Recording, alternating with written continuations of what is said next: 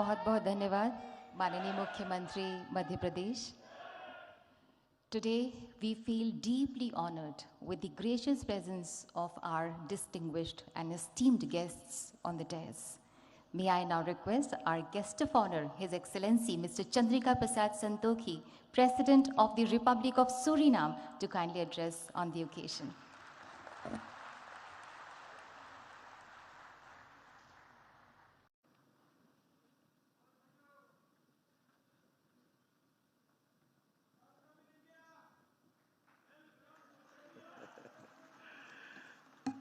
धन्यवाद धन्यवाद नमस्कार नमस्कार आप सब लोग के लिए नमस्कार. Honorable Prime Minister of India Shri Narendra Modi, Honorable Minister of External Affairs Dr. Jaishankar, Honorable Chief Minister of Madhya Pradesh Shri Shivraj Singh Chauhan, President of the Cooperative Republic of Guyana, my brother, Dr. Mohammed Irfan Ali, distinguished ministers, distinguished ladies and gentlemen. Good morning. Namaskar. महोदय, भारत की प्रधानमंत्री, आपको हृदय से मेरा नमस्कार और प्रणाम.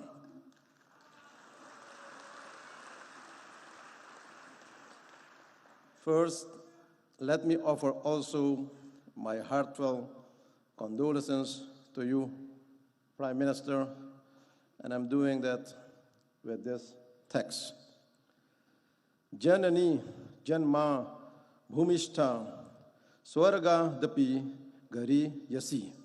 एक माँ और एक मातृभूमि स्वर्ग से भी भरकर है.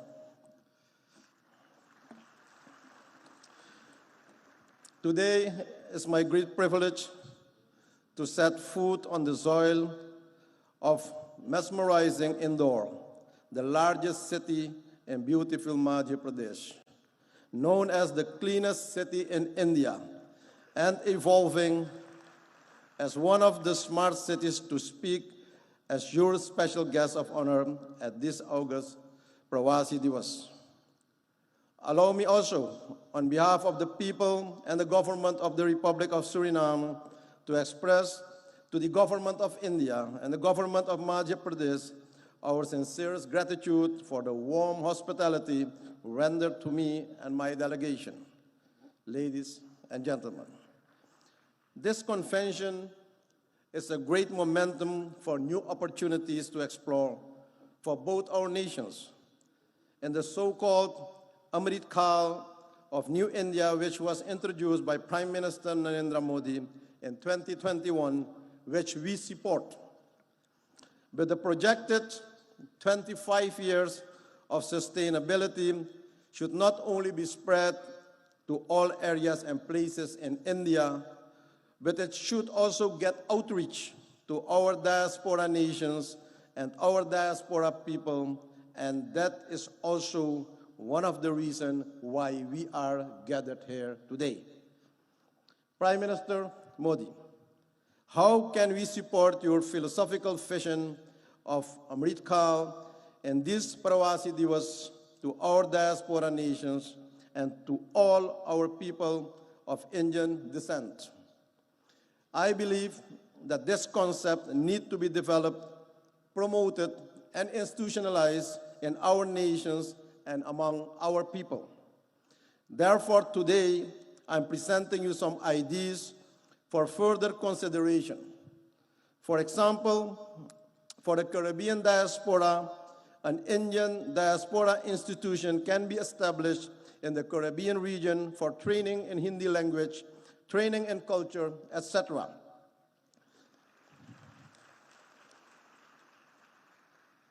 An academy in the Caribbean for supporting of film industry, where the talented diaspora youth can get the opportunity to showcase their talent, training in yoga, Ayurveda, and spirituality as a way of life. To enable this, a diaspora fund should be created for the diaspora projects and programs in the region. Also, founding of training centers, schools in different areas and places of our countries should be initiated to learn the Hindi language, our bhasha, but also learning about our religions and culture and our parampara, our tradition. The establishment of a Caribbean high-tech training institution in modern technology should be welcomed for the diaspora nations to support the IT skills among our citizens. My country, Suriname, is willing to host one of those institutions. Ladies and gentlemen, recently we initiated the idea to establish an innovation hub for the youth of the Caribbean for science studies, studying climate change and biodiversity, which can be integrated and applied in this IT institution. Another proposal is investing in companies creating semi-finished products where Indian companies can develop and produce products in our own region to strengthen the local communities and economy. This will develop and support our own local industry, local content. For example, instead of only importing logs from our country, wood furniture can be produced also locally based on the win-win principle. A regional enterprise for pharmaceuticals to produce affordable medicines for our people in the region, and also developing renewable energies in the diaspora nations that should be supported and expanded for the energy security. Another idea is the establishment of Indian financial institutions and banks for ease of doing business and trade in our region that will support financial inclusion of our business community and the people, but also to see this as a solution of financial exclusion by the threat of de-risking of several banks in the Caribbean nations by foreign banks, but also promotion of South-South cooperation, promoting connectivity through air and water connections for our nations, and creating and expanding joint markets for each other's products, and promoting movements of persons and goods through water and air connectivity. Supporting and promoting programs for the use of high technology by India for communication, education, and access to information to support knowledge and strengthen the human well-being for everyone in the community in our region. Ladies and gentlemen, very often, and you witness it every day, we are informed about the role and position of Indians in top companies of the world, in the health sector, in all modern medical institutions, IT world, and also the financial sector. The question is how we can benefit more from this wealth of knowledge and expertise in the diaspora community. Ladies and gentlemen, those are some thoughts. I see many opportunities for even a closer diaspora cooperation with Indian counterparts in all areas for the next 25 years. And I make use of this opportunity to invite all relevant actors from both sides to sit around the table and explore the new avenues of cooperation.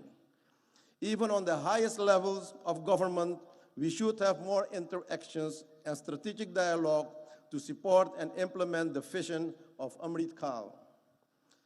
Prime Minister Modi, my country, Suriname, is honored to mark the 150th anniversary of Indian arrival in Suriname in 2023, a significant milestone in the long and rich history of relations between our two countries. This is a memorable occasion. It's a time to celebrate the cultural ties forged between Suriname and India over the past 150 years and to reflect on how our two nations have worked together to promote understanding, cooperation, and mutual respect. The arrival of the immigrants from India and their progressive involvement in the Surinamese society has contributed and enriching cultural expressions and experiences.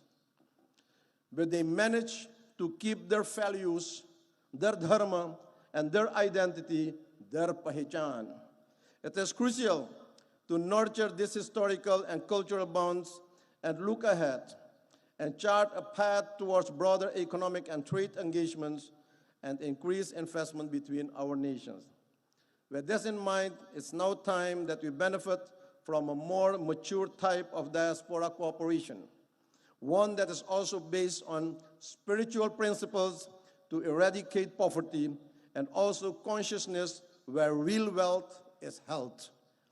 Despite the immense challenges of climate change, energy transition, and food security, we have to resolve all these challenges that we face as quickly as we can and with joint effort and commitment. We already have a solid partnership with many areas of cooperation, and with the relevant Indian authorities will undoubtedly advance the objectives of an enhanced and strategic partnership.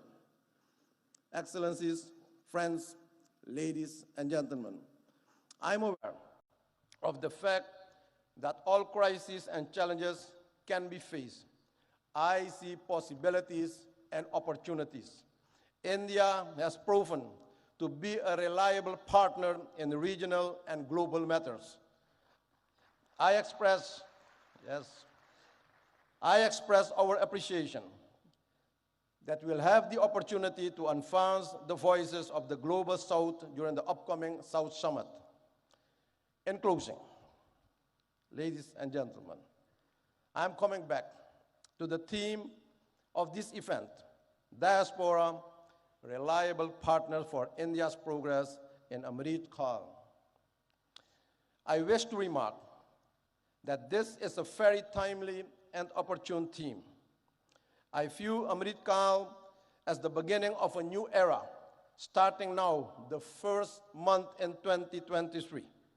The nectar is now available after many years of hardships faced by our ancestors.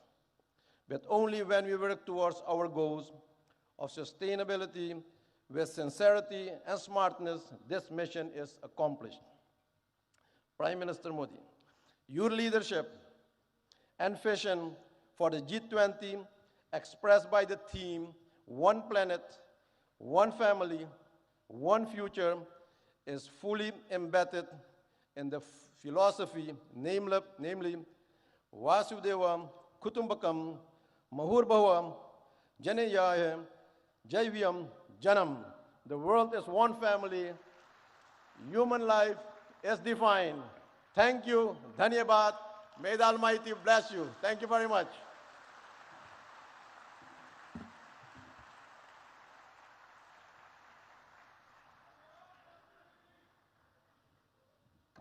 Thank you so much, His Excellency. Ladies and gentlemen, we feel honored to invite our chief guest, His Excellency Dr.